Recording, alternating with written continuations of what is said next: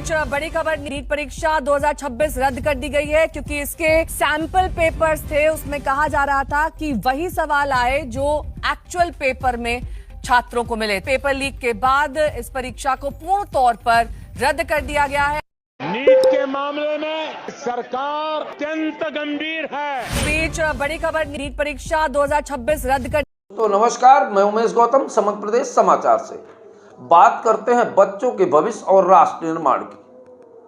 फिर से नीट परीक्षा रद्द, सरकार ने दो शब्द कह के शांत हो गई। अखबारों की सुर्खियां आ गई। सरकार ने कहा कि फीस वही रहेगी, फिर से फीस नहीं ले जाएगी।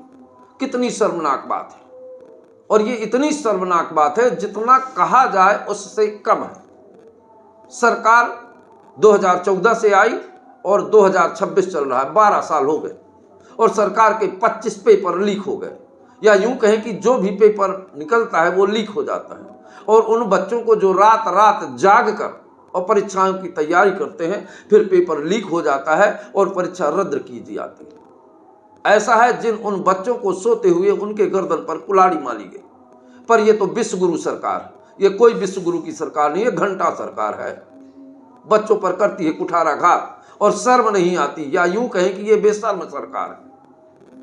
जब से आई तो केवल लीक रहे। अगर इसी में लोग कहते हैं कि ईवीएम लीक है तब सरकार करती है, नहीं, ईवीएम लीक नहीं है, ईवीएम सही है, पर पेपर लीक है वो सही है, क्योंकि सरकार बच्चों से करोड़ों रुपया फीस के नाम पर वसूल लेती है और पेपर लीक हो जाती है। फिर कुछ दिन ऐसे ही चलता रहता है, फिर नियम बदल जाते हैं। ये कितनी शर्मनाक है। और बच्चे आंदोलन करते हैं तो उन पर लाठीचार्ज करती है। ये पहली सरकार है जिसने शिक्षा स्वास्थ्य पर कभी भाषण नहीं दिया। इसने भाषण दिया तो हिंदू, मुस्लिम, धर्म, दलित, ये पूरे देश को आपस में लड़ाने का काम किया। मणिपुर आज भी जल रहा है और पूरे देश के बच्चों के हृदय और आत्माएं जल रही हैं। बच्चे आत्महत्या कर रहे हैं, पर इनको विदेश यात्रा से फुर्सत नहीं। और कितना शर्मनाक है। इसके बाद भी सर उठाकर मिडिल क्लास के लोगों से उम्मीद रखते हैं। इन्हें डूब मरना चाहिए।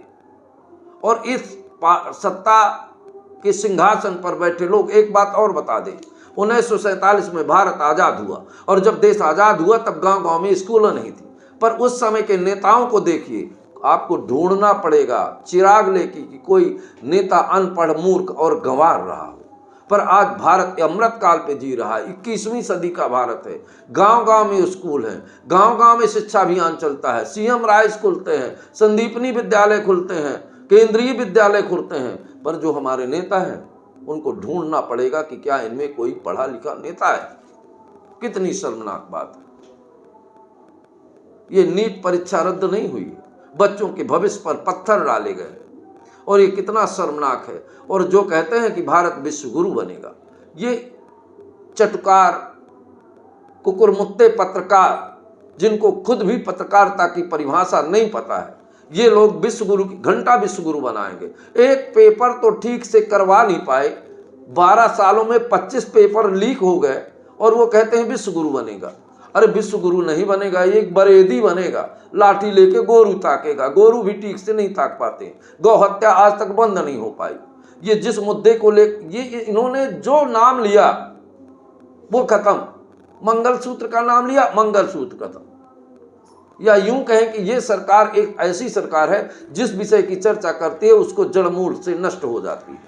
और ये तो बेहद शर्मनाक है। उन बच्चों के ममता, आप एक बात सोचिए, जो गरीब बाप इतनी महंगी पढ़ाई एक एक रुपया जोड़कर पढ़ाया होगा, फिर से बच्चे उनकी तैयारी में लग गए। कितना बड़ा दुर्भाग्य देश और कितनी बड़ी शर्मनाक बात है।